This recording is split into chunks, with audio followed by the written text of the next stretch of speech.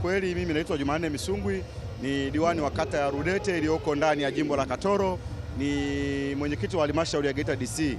Nimetembea kilomita nyingi sana kufika hapa Dar es Salaam, uwanja wa Uhuru kwa ajili ya kilele cha mwananchi. Kwa kweli mimi ni mshabiki wa Yanga kindakindaki sana, na nina furaha sana leo. Kwa kweli ukinipima hata presha yangu leo imeshuka kabisa, yani iko nomo, kwa sababu na furaha, nina kikosi kilicho imara zaidi.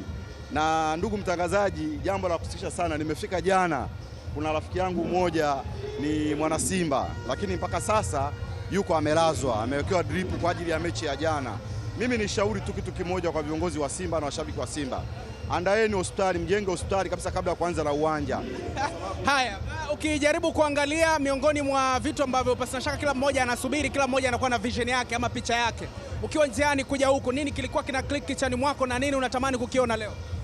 Kilichokuwa kifikiria kwenye kichwa changu ni aina ya magoli atakao ufungwa leo. Ni aina ya magoli kama ya Messi, kwa sababu ninaamini leo tutapiga goli nyingi sana, kuanzia 5 kama kawaida yetu, 5 na kuendelea. Lakini ni watadharishe tu kwamba ligi kuu inapoanza watu wasisite kuingiza timu. Lakini tarehe 12 ambao tuna ngao ya jamii mtani, lazima tumnyoshe 5 kama kawaida yetu. Salamu yetu ni high 5. Shukrani sana, wasalimie Kidete. Asante sana. Karibu sana Rudete, karibu sana Katoro, karibu sana Geita ya dhahabu, karibu sana. Asante sana.